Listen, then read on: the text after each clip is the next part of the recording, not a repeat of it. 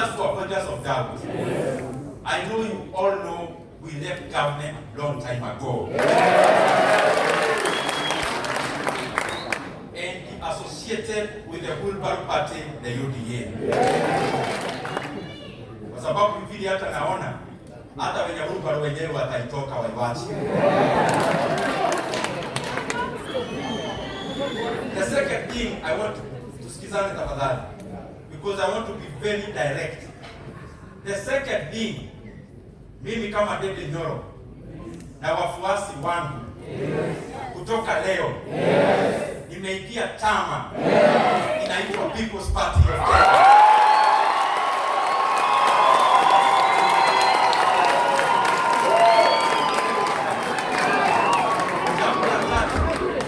Jambo la tatu tuendelee vizuri. The third thing, I am glad that the membership of the People's Party of Kenya wamenipea nafasi na wakanieleza tukifanya mambo ambayo tunafanya kwenda mbele. Wameniuliza kwa sasa tuongoze hiyo maneno.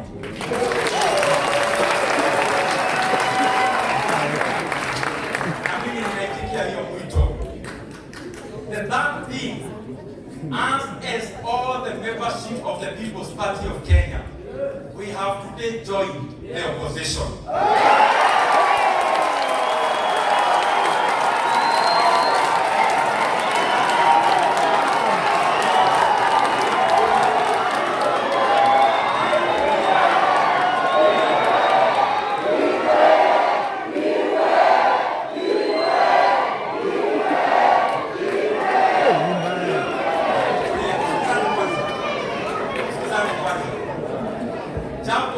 The other point I want to request the Kenyan people. Nasikizani. Ukiangalia viongozi wale watapeleka Kenya mbele from next year. I also ask humbly the people of Kenya. Muangalie pia People's Party.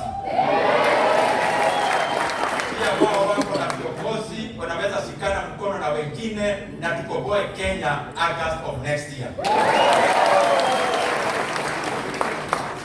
I also want to say this. I have taken time to consult almost all the opposition leaders. I have sat down with Peter Munya. I have sat down with Honorable Mother Karua. I have sat down with Honorable James Orengo. You know, my brother Sifuna is my brother. I have sat down with Honorable His Excellency Rigathi Gachagua.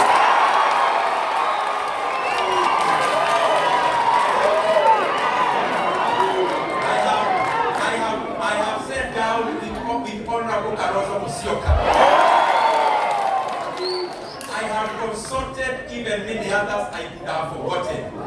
In fact, I want to confirm to you, I have had almost a near-long consultation with most of them, including almost for a whole year, Honorable Dr. Fred Matiang'i.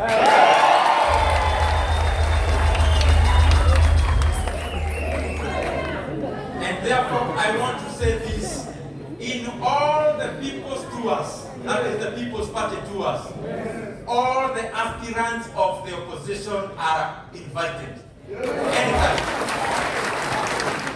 Wewe kama unatoka chama ambayo ni ya kukomboa Kenya next year, iko katika chama yote ambayo inasema hii serikali imedhulumu wa Kenya ya kutosha, na kwa sababu ya hiyo damu yao ni moja peke yake. Ukisikia People's Party iko kwenu, unakuja, tunakupea nafasi because we are all brothers and sisters.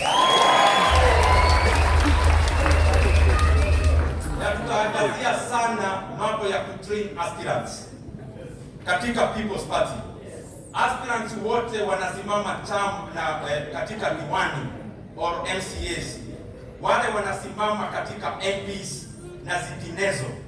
I'll be at the forefront of offering them advice and mentorship and trainings so that as we recalibrate our country even up here, we also have credible leaders in our wards, in our constituencies, and in our counties.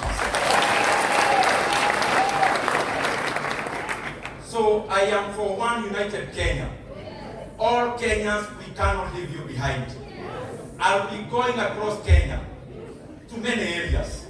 Haswa, mimi nitaenda Uasin Gishu County, na nitaenda Nandi County, nitaenda Bomet County, nitaenda Elgeyo Marakwet, nitaenda Kericho. Mnanitazama nyinyi wazazi wangu, kaka zangu, dada zangu. Mimi ni kijana yenu. Mnajua kazi nilifanya tukisaidia hata rais mwenye amekalia kiti. Na mkaniambia mimi ni kijana yenu. Nitakuja kuwaeleza kwa nini after tumefanya hiyo kazi yote, kwa nini tunaenda kidogo tu, Mheshimiwa Rigathi Gachagua anarushwa nje. Tunaendelea kidogo Ndindi Nyoro nje. Tunaenda kiasi Mheshimiwa Mohamed kwa kule Pwani. Hayo mambo yote nitakuja kuwaeleza, kwa sababu tukifanya hii jambo lazima tusikizane, na nataka niwaeleze kwa kinagaubaga, because even you are our brothers and sisters. Tukikopoa Kenya tunawahitaji, na nimetaja hizo counties kwa sababu wako kwa roho yangu sana, na niko na jambo ya kuwaeleza. Niko na jambo hapa ya kuwaeleza. Tushikane mikono wote na hizo kaunti zote, kwenda Pwani, kwenda North Eastern, kwenda Nyanza, Mount Kenya region, zote hata zile sitataja, tushikane mkono tukomboe Kenya. Na hayo mengi, asanteni sana.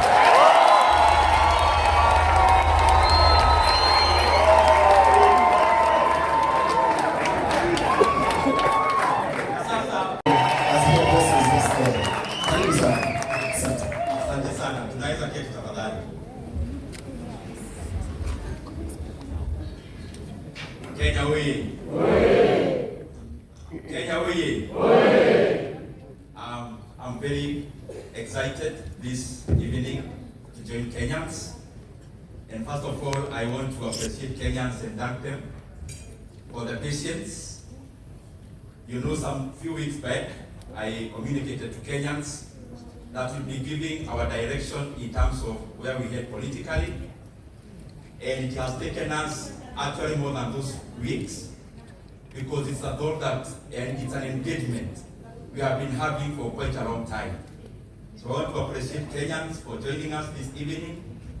I also want to appreciate the great people of Kieru for giving me an opportunity to be a leader in this country.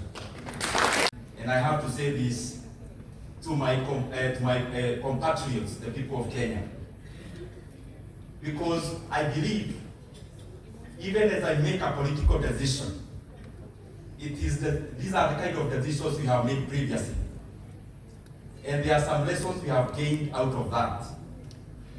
And therefore, my heart has been burdened and have been burdened for many months, because I have been thinking and praying that in whatever direction I take, politically speaking, that the people of Kenya must be the great consideration that I have.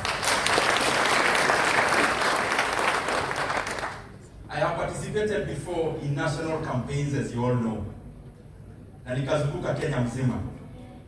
And through the lessons of campaigns and the lessons during governance, I have come to appreciate that it's actually easier to campaign than to govern. And I say so because as we participated in the campaigns last year, and I'm saying this in good faith, I realized even after we won that the real battle was not in the campaigns. The real battle was in the deliverables that Kenyans expected. And I have to say, at some point I was disappointed.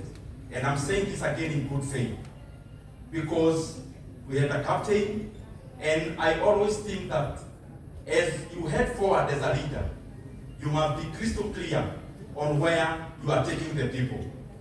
Unfortunately, after we won, I want to be honest with Kenyans that we engaged in a lot of trial and error, and especially in the beginning years.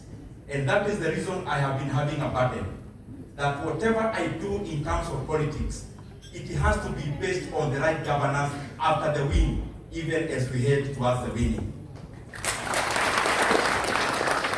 And the decision we are making today, and I'm communicating to Kenyans today, is on how we proceed forward. But as you all know, the choice on the table this evening, or the decision we are making, it is not about where we were and where we should be. Where we were, we left. It is a matter of the decision we'll be making at the end of this press conference and briefing is what will be our engagement. Where are the people of Kenya as we make this decision? Not just today, in terms of communication as we go around the country, but also past August next year. That to me is a more important and weighty matter. And as I have said as I was starting, it is a burden I've been carrying. Because as we engage as leaders, as we engage this against the other, the Kenyan people are literally fighting for survival. And therefore, in my opinion, as we head forward, what I'll be communicating later, we must be crystal clear on the kind of things that we want to deliver to our republic, and especially the children of God who are the people of Kenya. As leaders, we have that obligation, and it has to be at the center of what we are doing. And as I get there, I'll give a few points in terms of the kind of things I think must form our campaigns and must form our deliverables as a team on this side of opposition. But I'll also be sharing how to deliver them. I have taken a lot of time. As I've been silent, wakati nimekuwa nimenyamaza, ni vizuri niseme, nimekuwa nikiangalia nchi yetu ya Kenya in all the sectors, and have actually single-handedly, with a very small team, come up with almost a full booklet. It's not a manifesto. We have had this word many times. I have had an opportunity to be at a place I'm serving Kenya, where I had the bird's eye of Kenya across all the sectors. So I have taken time to scroll through every sector. What is it that we can do to the people of Kenya? What is it that we can do in every sector? So that after next year, August, Kenya becomes a much better country than even where President Mwai Kibaki left.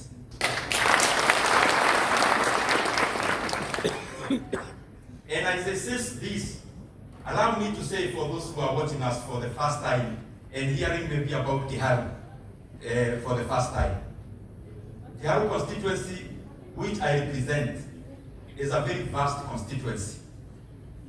In fact, our two neighbors are smaller than Kiaru in all respects. Landmass, number of voters, landmass. Number of voters, landmass, number of schools, across all respects. And I am very glad to start here as Member of Parliament for Kiaru, serving my second term, because we have been able to transform many things across the education sector. And I'll name just two. Being a vast rural constituency, we have many schools, public primary schools. We have actually around 120 public primary schools in Kiaru. And I want to confirm here to the people of Kenya that all our public primary schools, the ones we got, the ones we have built, children in a rural constituency like Kiaru, they go to school where all classrooms are tiled. Na sio tiles peke yake, ni kutengeneza shule inakuwa shule mzuri, over and above building the new ones that we have done. There is also another program we have done of landscaping our schools. We have currently done capital to 75 schools across Kiaru. In fact, many times people do weddings in Kiaru, wanaitaka kupigiwa picha, photo session in our public primary schools.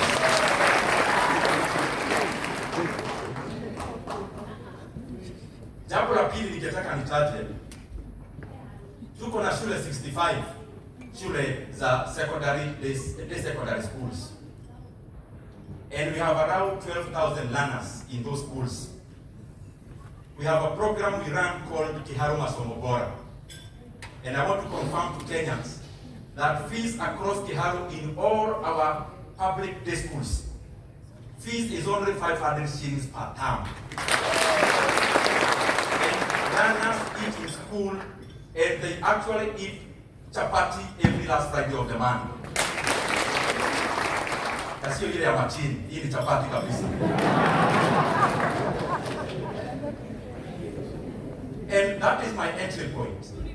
Because allow me, my friends and Kenyans, because later I'll be giving crystal clear where I'll start politically in my participation. The few points I want to give is about what is the foundation of me doing what I'll be doing. What are my expectations insofar as the people of Kenya are concerned? And that is why that issue of education is my entry point. I believe as I stand here today, as we will hold hearts with all Kenyans to deliver Kenya next year in August, we have done it in Kiharu to show that education can actually be reformed without necessarily adding taxes to Kenyans.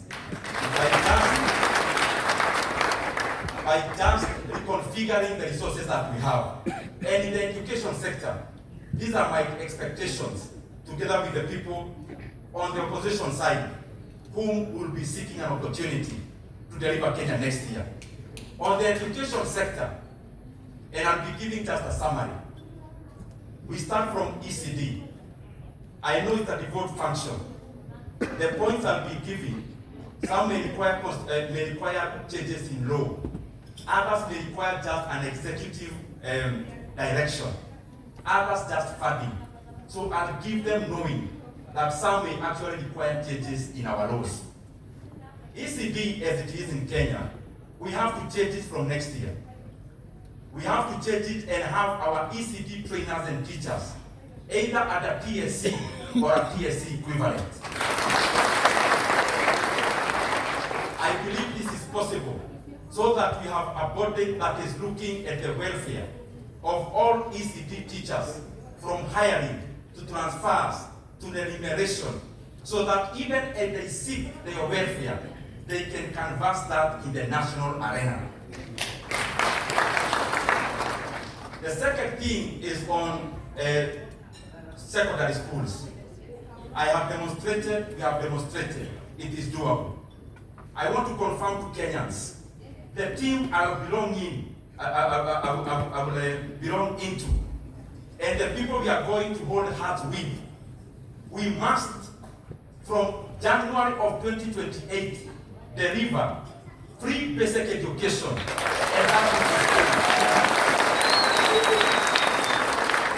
And we start that with our senior secondary schools.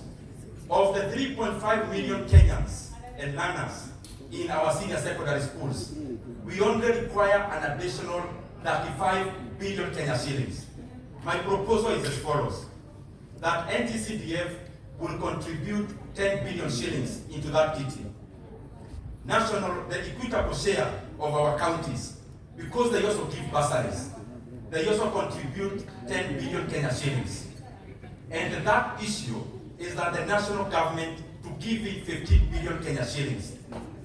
35 billion Kenya shillings is enough to give all school-going learners in our senior secondary schools free education, including meals. The other thing, as we look into that, is that we also must diversify the menus in our schools, so that our schools become also centers of markets of our produce in our villages. Kama unatoka pahali Muthokoi iko, kama unatoka pahali kwa Ridheli, pahali kwa Matoke, it is important that we incorporate even those kind of menus into our schools, so that even farmers in our villages can find that as a local marketplace to sell their produce.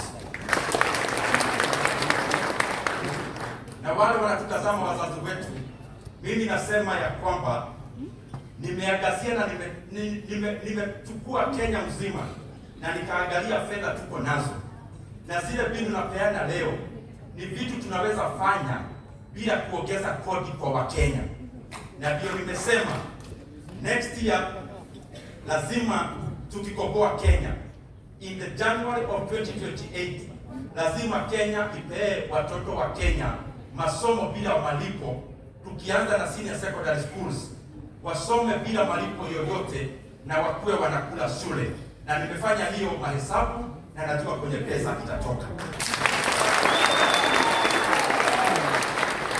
In our universities we have a challenge. Mimi nimepata fursa, nimeitwa na university students, na nimeweza kuona ya kwamba the demographics are changing.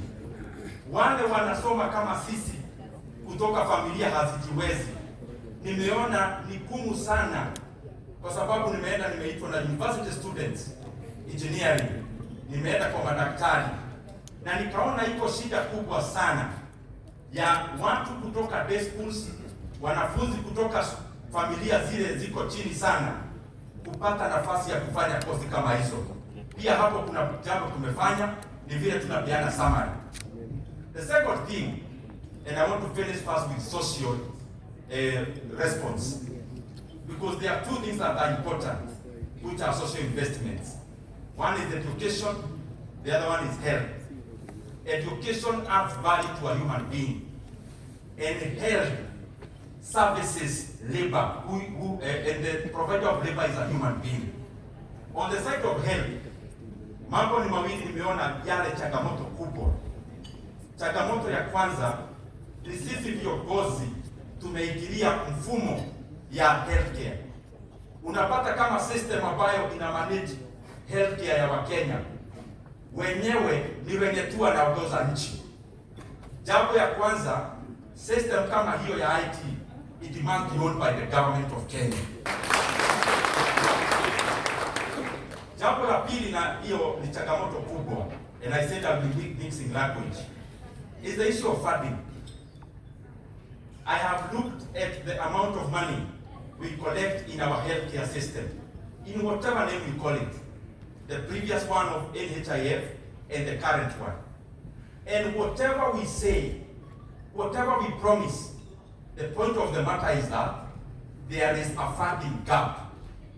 And my proposal is as follows: that starting the year 2028, the amount of money Kenyans are contributing into NSSF, in their pensions, their retirement, we have that percentage, we reduce it by 50%. That extra 50% reduction goes into healthcare, and that will add into our healthcare system an extra 40 billion shillings, ambayo itapea wa Kenya afya mwafaka na yenye hawatakuwa wanarudi kwa mfuko kulipa. Many families have been ravaged by bills. As much as we are talking as leaders, we must provide practical solutions, and that is my practical solution. Within the same kitty of around 40 billion additional, it is enough money to take care adequately of all emergencies that meet Kenyan families, and also the chronic illnesses that are reducing many families into beggars. Hiyo pesa inaweza kufanya hiyo kazi. Na jambo lingine katika healthcare, the same money is enough to upgrade enough institutions here in Kenya, healthcare institutions, so that we can bring India here into Kenya instead of Kenyans going to India. And we'll be transforming these institutions so that they serve Kenyans in the region also. The last thing I want to give in terms of healthcare, I have interacted with many doctors, and I have interacted with many healthcare professionals. Dear Kenyans, we must bite the bullet. It is clear that Kenya is right. Again, I give an example for an equivalent of TSC. Even in healthcare, Kenya must have the Kenya Doctors and Healthcare Workers Commission that will be managing the affairs of our doctors and healthcare workers. And I am saying this knowing that it is a default function. But laws are made for the man, not man for the law. You can imagine now that a doctor in Nyamira, if they get married in Kwale, they have to quit their job in Nyamira and seek a fresh job at the other place. If we have a national platform to manage our healthcare workers, this will be a good opportunity, first of all, to harmonize. Number two, also, to ease also their welfare in terms of transfers. And so that also, we have a united front when it comes to staffing of our healthcare facilities. The other issue I want to give, which have really troubled my mind, is the issue of jobs.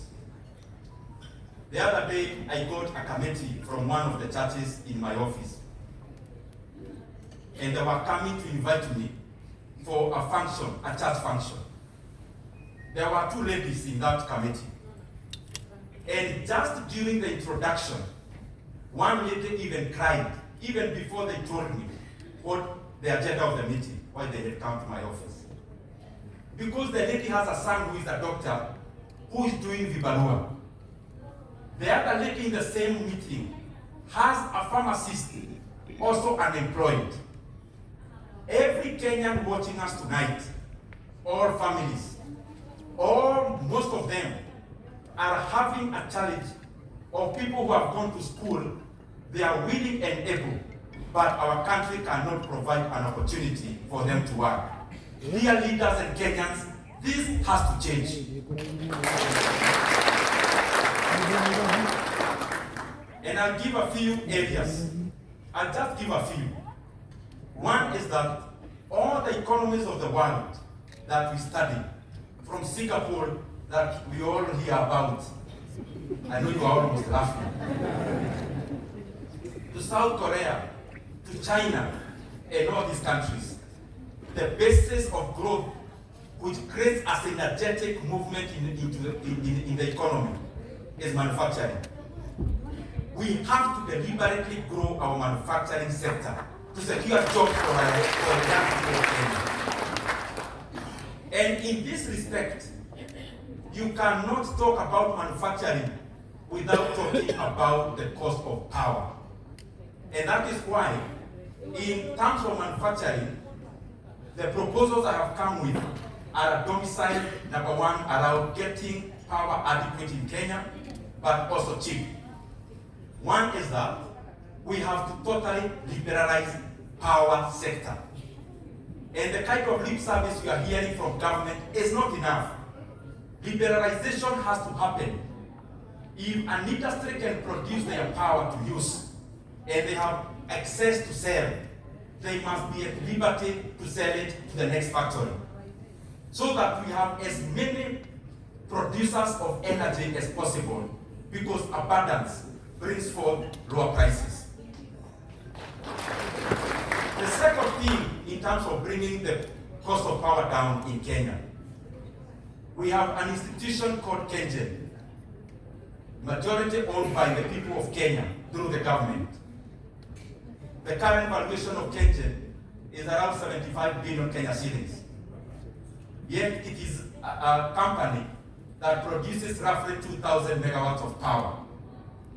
An equivalent of KenGen in other economies is valued more than 450 billion Kenya shillings. Just to cite like two, Transport Power in Nigeria, Geregu Power in Nigeria. Currently there is a transaction ongoing in Philippines, a country called EDC, producing less than KenGen, yet the valuation is $5 billion US. What am I proposing? That immediately, and I'm talking about early 2028, we must leverage the $500 billion assets of KenGen. The government must advertise internationally and sell 35% of KenGen into a partner that knows much more about power, so that we fetch close to 150 billion Kenya shillings, and that money will go directly into producing more energy. The more we produce, the cheaper it will become. On On manufacturing, the issue again of manufacturing policy, I am just trying to be brief. I have done a lot of research on the things I'm talking about, so I'm just giving top lines. Vitu tu zile summary. Manufacturing policy. Nimeweza kuangalia nchi kama South Korea iliweza kukua namna gani, nchi kama China from 1978, na nikaona ya kwamba nchi huwa haiachiliwi tu ijipeleke, lazima serikali inaangazia ni wapi tunataka nchi iendelee, na katika hiyo manufacturing huwa inaongozwa na kitu inaitwa manufacturing policy, and being able to check the kind of items that Kenya can tap into so that we can grow our manufacturing sector at a much faster pace than we are doing now. The other issue, you allow me just to go top line and summary around jobs. All these points now I am giving are all about jobs. The other second point around jobs is hospitality and tourism. Currently, Kenya last year had maybe around 2.7 million international visitors. A country of 58 million Kenyans. Abundantly blessed, well positioned. I have looked at cases, for example, Morocco, a much smaller country than Kenya in terms of population. Even in terms of endowments, Kenya is much better. Morocco had 19 million visitors last year. Albania, a country with maybe a tenth of our population, they had 12 million visitors last year. Clearly there is something we can do so that we grow our tourism sector, diversifying what we offer, marketing Kenya better, and my target is that as a country we should be able to attract 10 million international visitors. What does that do? For every 3 million visitors, we create 1 million jobs. If we have 10 million visitors, we are talking about 3 million direct jobs. And every one direct job in hospitality and tourism creates 3 more jobs indirectly through agriculture, through transport, and the rest. It is clear that we can do more, attract more visitors into Kenya, and clearly create more than 3 million direct jobs for the great youth of Kenya who are watching us tonight.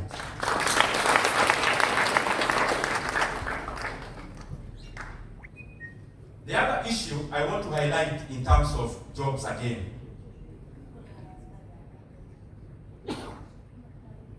All this I'm giving is about jobs because I've realized there is no way you can say you are growing an economy when many Kenyans qualified are idle. So allow me to highlight the issue of finance industry. Kenya has many banks, over 40.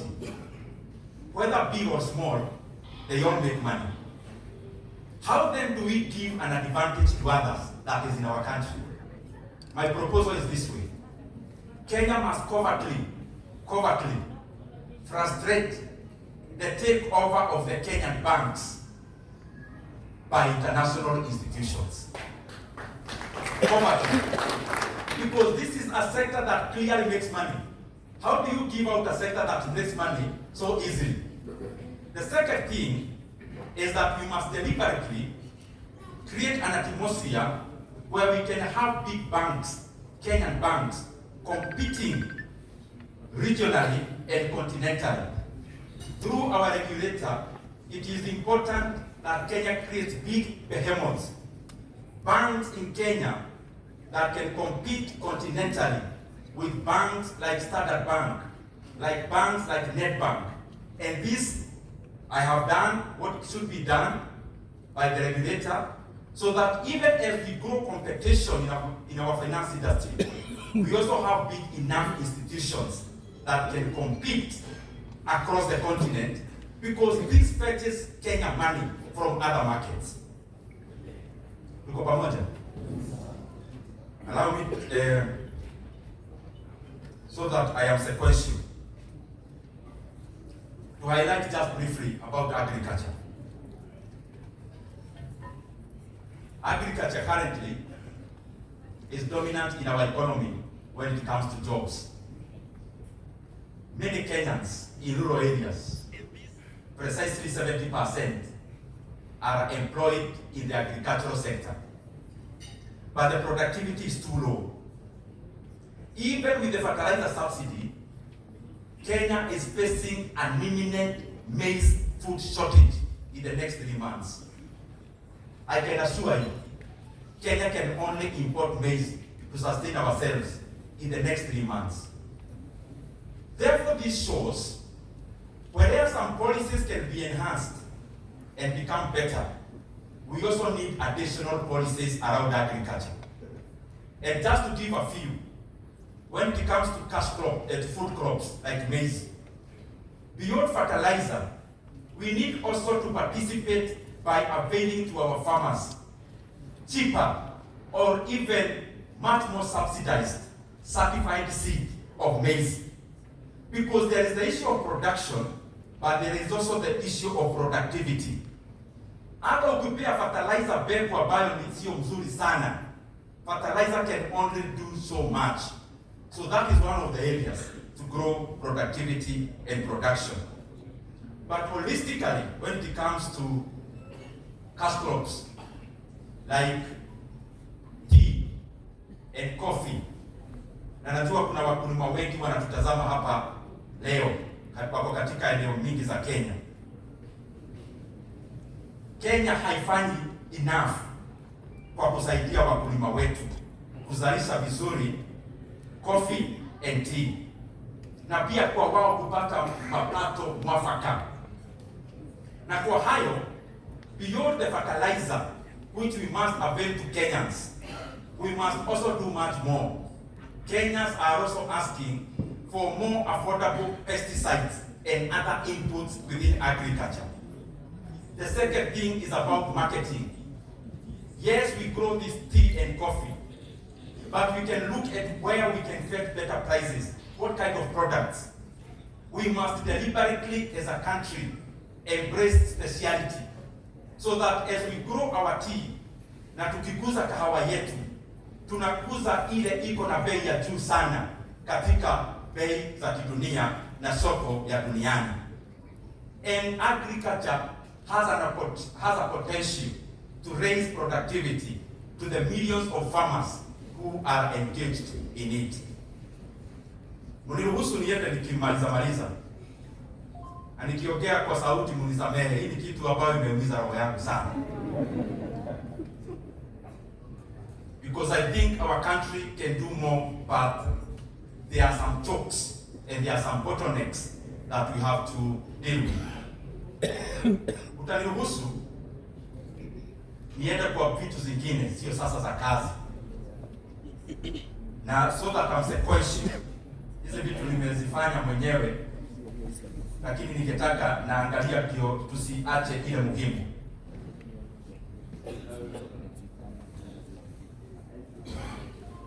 Ukiangalia Kenya, na mimi nimepata nafasi na kutazama na angalia kwa undani,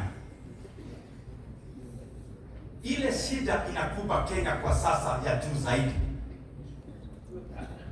ni integrity of leaders, corruption and governance.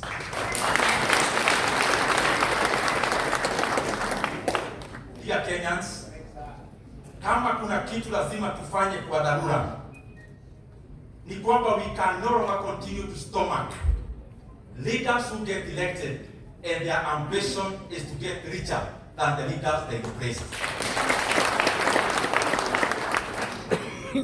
Na nimeweza kufikiria sana, na mimi natoa mawazo yangu ya kwamba kiongozi akichaguliwa Kenya katika nyadhifa ya juu, immediately anakuwa ndiye mwanabiashara mashuhuri sana Kenya katika sekta zote. And you know, dear Kenyans, this issue I want to call patronage We are all paying the price of it. In the year 2022, we use a lot of cement in Kieru because of construction that we do there. Cement, a bag of cement, was around 550 shillings. Now it is over 50% higher than that for the same. But Kenyans also need to know, for every cement you buy, whatever the brand, 90% of the chance is that money is going into the pocket of one Kenyan.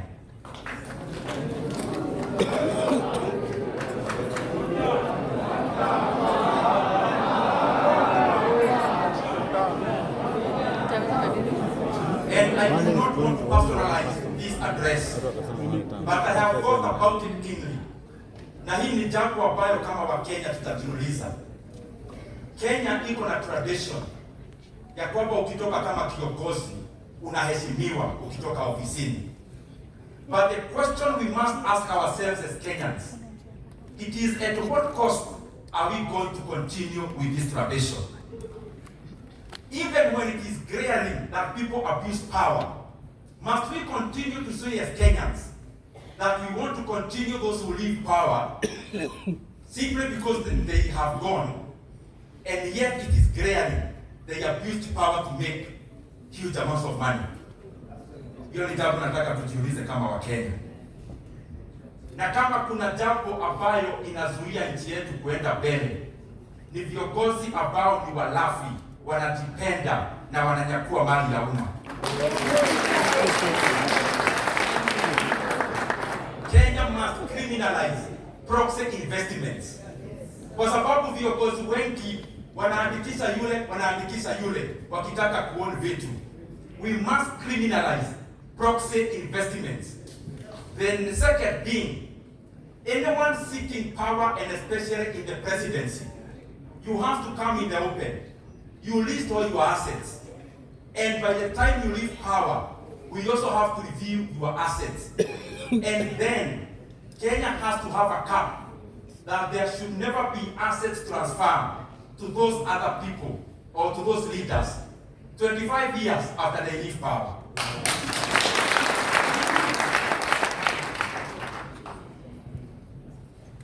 Hii ingine nitakibia kiasi, mambo ya madeni.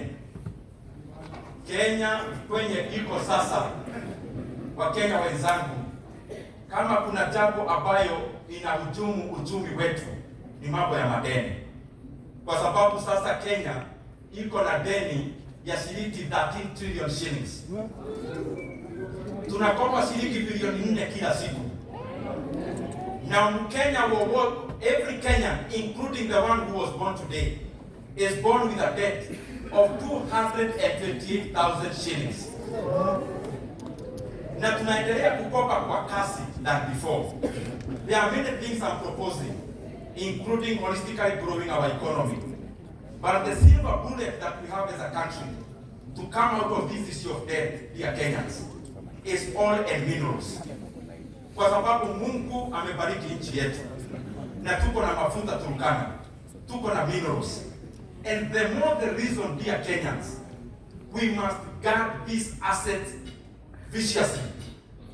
Na ndio mimi natoa onyo kwa viongozi wetu, wale mnahusika na mambo ya mafuta Turkana, lazima mkuwe na huruma na Wakenya.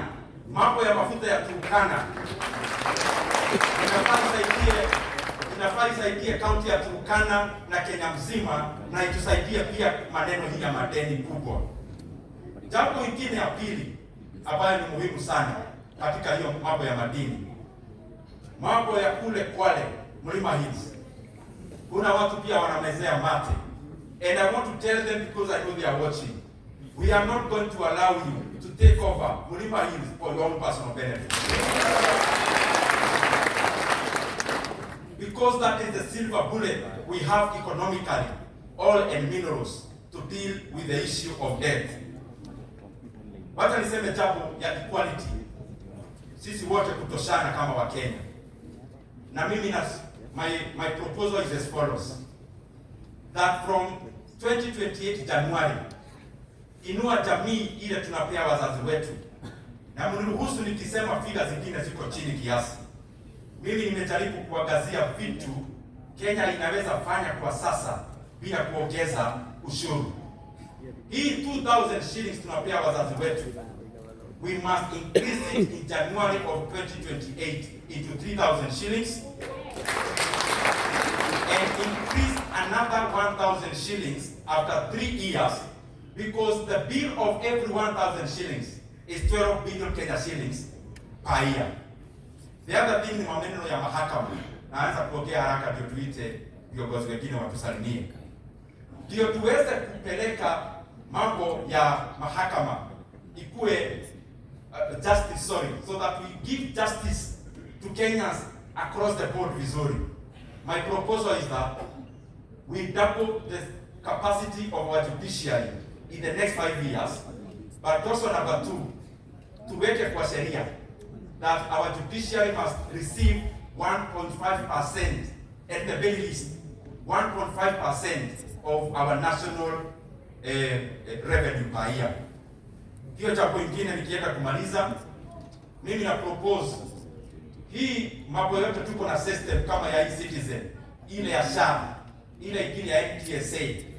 Kenya to create a company called KDSS. This company to own all these entities. Then it gets listed to the NSC. But the government of Kenya to own 51% of that company. Ndio tuondoe hii mambo ya patronage. Ukienda e-citizen, ukienda hiyo ya SHA, ukienda zingine zote, unapata wanasiasa ndio wanafanya hizo biashara. It is better for the people of Kenya to own these assets other than being available for patronage. Mniruhusu wa Kenya sasa niende kwa mambo ya siasa.